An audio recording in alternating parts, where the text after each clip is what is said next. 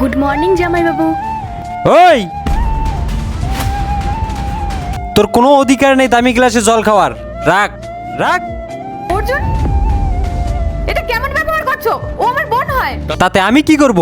আমি একবার বলেছি না তোমার বোনের এই দামি গ্লাসে জল খাওয়ার কোনো অধিকার নেই, বুঝতে পেরেছো? জামাই বাবু, তোমার যদি আমাকে নিয়ে এতই প্রবলেম থাকে তাহলে আমি এখন এখান থেকে চলে যাচ্ছি। হ্যাঁ, তুই যা তো এখান থেকে, তাতে আমার কোনো সমস্যা নেই। আমার বাড়িতে থাকছিস, খাচ্ছিস, পড়ে আছিস, নিজের বাড়িতে যা না। ঠিক আছে, আমি চলেই যাচ্ছি। বোন, তুই দাঁড়া। অর্জুন, তুমি ওর সাথে এরকম ব্যবহার কেন করছো? আমি এমনই। তোমার বোন যদি এই বাড়িতে থাকে তাহলে আমার মাথা আরো খারাপ হয়ে যাবে। ওকে বলে দাও নিজের বাড়ি থেকে থালা গ্লাস নিয়ে আসতে, কারণ আমার বাড়িতে খাওয়ার, জল স্পর্শ করার ওর কোনো অধিকার নেই। আসলে কি বলো তো, এই সব কিছু আমি শিখেছি তোমার থেকে।